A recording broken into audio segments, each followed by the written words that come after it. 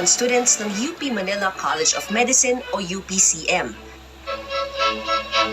Hindi sa libro manggagaling ang lesson nila ngayong araw. Pumwesto na sila sa kani-kanilang istasyon, kung saan iba't ibang bahagi ng katawan ng tao ang naghihintay. Bago magsimula, taimtim munang nagdasal ang lahat. And grant that they may have reward from you for offering their flesh to further the learning of the medical arts and the sciences of men.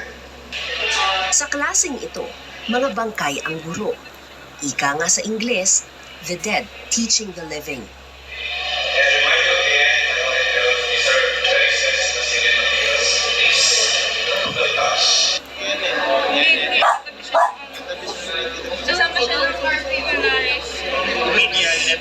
Second to first. Origin niya, hindi na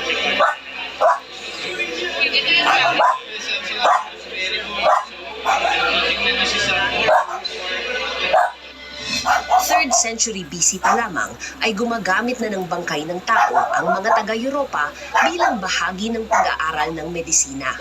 Hanggang ngayon, para kay Professor Rafael Bundok, chair ng Anatomy Department, malaking hamon para sa first-year medical students ang matuto mula sa kanilang silent mentor. From day one, kapag inulat namin ang mga medical students namin, yun ang aming sinasabi. Marami silang guro, profesor na makakaharap. Buhay, kami yun, no? Pero hindi kami importante. Ang importante yung unang-una nilang makakaharap na silent mentor. Silent, tahimik, mentor, guro, di ba? Bakit ang tawag namin silent mentor sa mga bangkay na ito? Kasi hindi sila nagsasalita.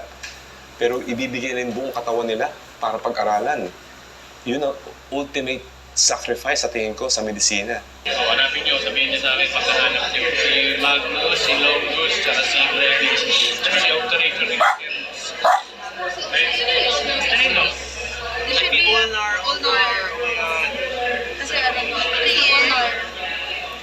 Kumpleto ang bawat bahagi ng katawan. Nakalaan para pag-aralan.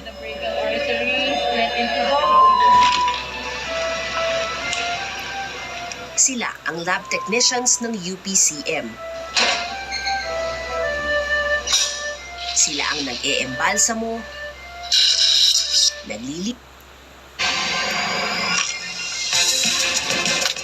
Celebrate Shiro Milk with Hershey's.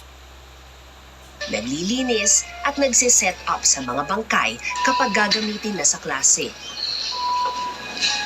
Matinding tapang ng sikmura raw ang kailangan sa pagmementena ng mga katawan. Yung iba kasi kapag nag-apply, pag nalaman nila, mga ayaw na. Syempre, kailangan lakas ang loob. Dapat yung, alam nila, dapat yung hahawakan nila, doon pa lang. Tapos yung educational requirement, at least sa college level. Yung filing ng cadaver nun, sobra-sobra na yung pagpasok mo sa isang kwarto, kakapit talaga siya yung amoy.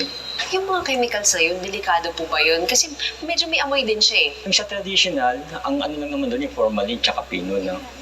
Pero yung sa soap and balm, ay ng mas toxic. Kaya naka-PPE talaga kami, full PPE tsaka gas mask pag naghalo ako ng gamot na yun. Ito na yata ang pinakakakaibang trabahong natuklasan ko. Nakabibilib ang tapang ng grupo ni na Kelly para tugunan ang bigat ng kanilang responsibilidad. Kailangan kasing mapangalagaan at mapahaba ang kasariwaan ng mga silent teacher sa kabila ng araw-araw na exposure nito sa classroom. And we don't want to do with size because if you see something on eggshell, remember these are Kabilang sila sa mahigit 200 freshman med students ngayong taon. Gaano man kamoderno ang teknolohiya sa kasalukuyan, ang mga bangkay sa mesa pa rin ang itinuturing nilang pinakamagaling na pinagkukuhanan ng kaalaman.